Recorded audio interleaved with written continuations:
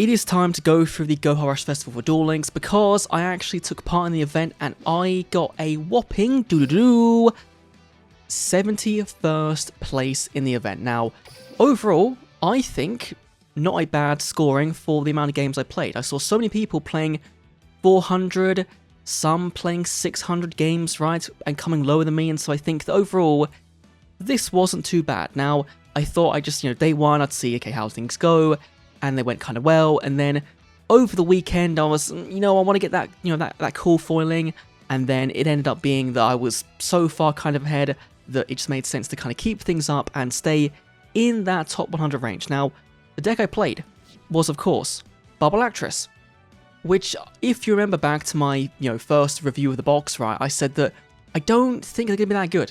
The skill is really, really good, but the deck overall, like support-wise, I thought was going to hinge on this guy. And he is really good. Don't get me wrong, he's really, really good. But the deck actually can compete. Now, you might be thinking, Brad, where is this one? Where is your Cleaning Prodigy? The reason why we aren't playing it is because it's only really good when you're on the back burner. And I found in the GRF, with the best decks being Joint Tech and being Music Princess, both of those can just kill you on turn 2. So this card never really came up for me. It was very, very rare. And so I thought, you know what, I'm going to change the deck going into around 15k and go, you know what, I want to play the game. I don't want to brick on multiple copies of your high levels. I don't want to brick on Go Cyclones. I'm going to try and run a bit of a trap package, and overall, it worked out a lot better. If you go and look at the top 100 lists, you'll find people still playing this card and doing better than me. But for me personally, this worked out, and there'll be some gameplay in the background, right, of different replays throughout this video.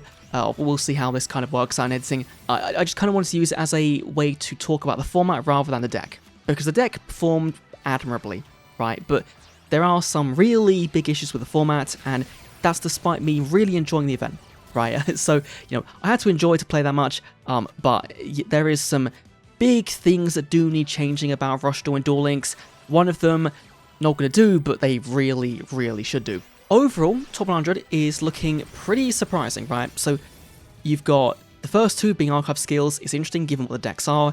You've then, of course, got Joint Tech, Music Princess, rounding out the top 10. Mimi slips in a 13, but then again, you're back down to Joint Tech, Music Princess, up to the 20th place. And then again, it is just all the way through Joint Tech, MP, and then a few Mimis here. A baseball player, which is really, really cool. There was also a couple of, throughout the run, there was some Dark Galaxy players, and those ones can just really, really kill you easily, right? If you get Chrysaor, you mill 3, put a spell on it, and just kill in that turn. And so that was able to farm some very, very quick wins, but I don't think it ended up doing that well into the third day, right? It is all just Music Princesses, it is some archive skills, playing hero mostly, a couple of Gradiuses, and of course Joint Tech being the main things overall. Now, over on Duel Links Meta, we're currently working through the top 100 decks, and I know this isn't complete at the moment. There's about 15 more on my screen that got to go up, but I wanted to kind of get this video out there, and I thought, you know what, this is good enough to kind of make my point. So, first place, the main deck they played was Hero, which is really surprising, right? But it is using the brand new spell card, so they got a bit of a boost, and because of that, they were to come first place. Of course, they did also play Mimi, they did also play the Joint Tech deck, and second place was surprisingly Gradius.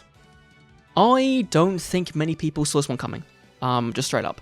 Gradius is a fun deck, but on ladder, wasn't performing, overly great. In tournaments also, wasn't doing super duper well. However, I think the skill is the big thing, because the skill gives you full custom, and full custom can't be controlled by card effects.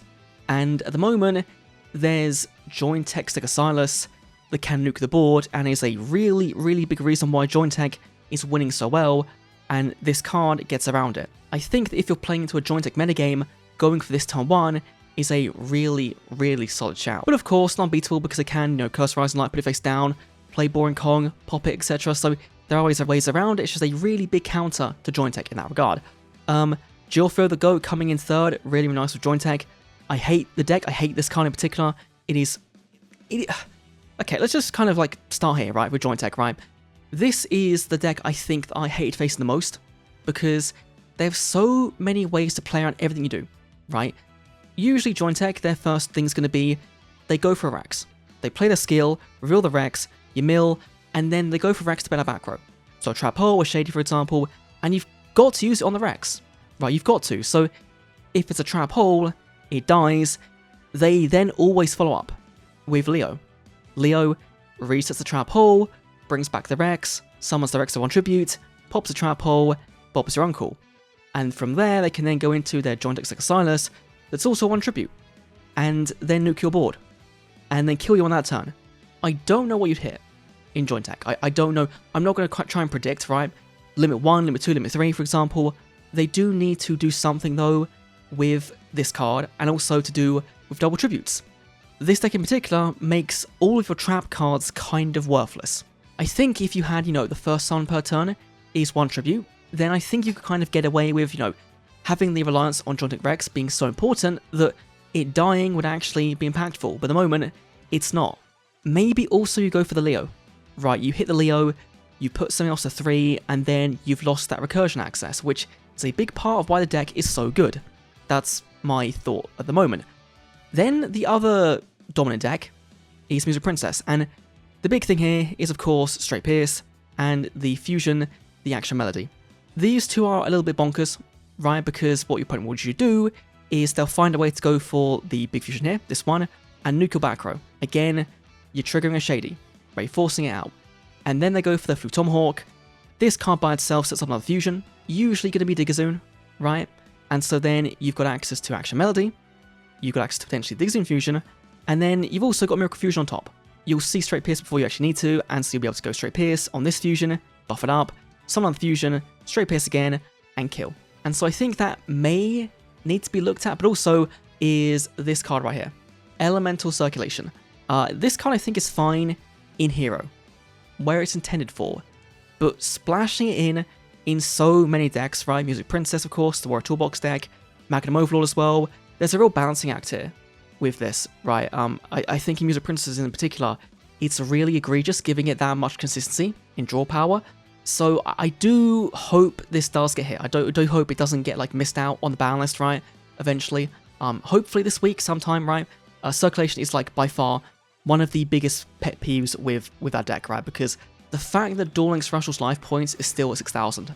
This was always going to be an issue. On launch, I said that this was the main thing, right? I think that Duel Links Rush, right, give it skills, sure, why not? Am I a fan of how the skills kind of gone with giving main deck searching, etc.?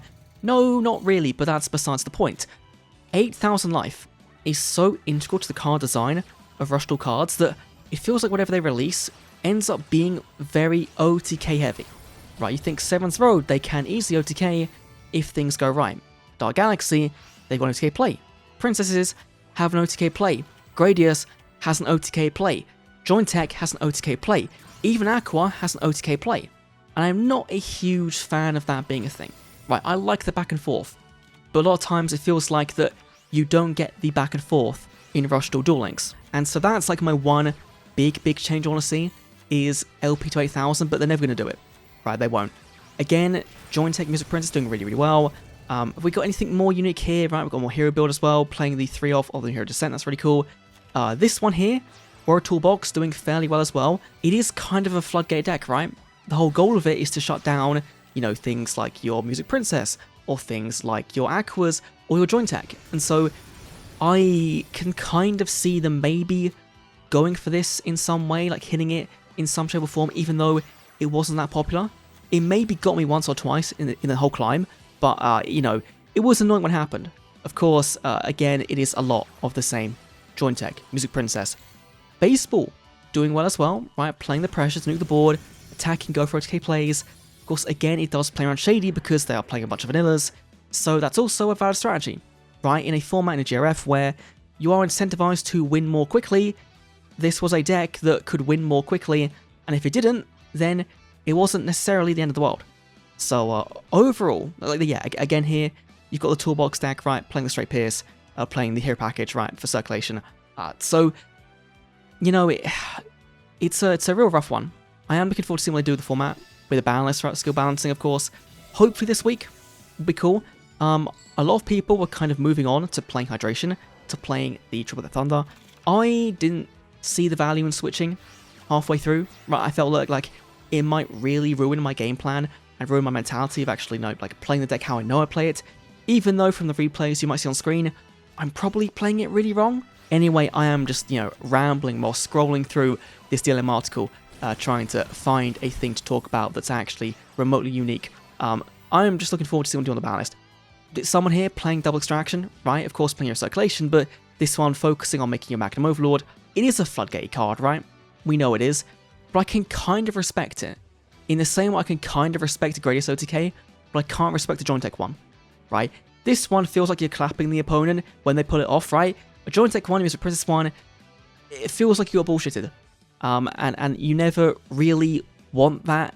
Wasn't meant to be a serious video, just meant to be, basically me going, hey, look, I top 100, here's the deck list, here's some replays, here's my thoughts-ish on a few of the decks in the format, and hopefully a balance this week will really, really shake things up going into the anniversary, where there will hopefully be some cool surprises, which we may know this weekend. Right, this weekend, of course, is Jump Fest 2026. We usually get reveals for anniversary, for the main box for New Year's Day, and so we'll see something officially soon about the new content coming to Duel Links. Fingers crossed, it's going to be really, really good, really, really fun. And so, yeah, that's my thoughts, rambly thoughts on the GRF overall. Again, it was a fun time. There are some things that do need changing, and I'm sure there are also things Konami saw that we didn't see. That will baffle us entirely. Anyway, thanks for watching. Adios.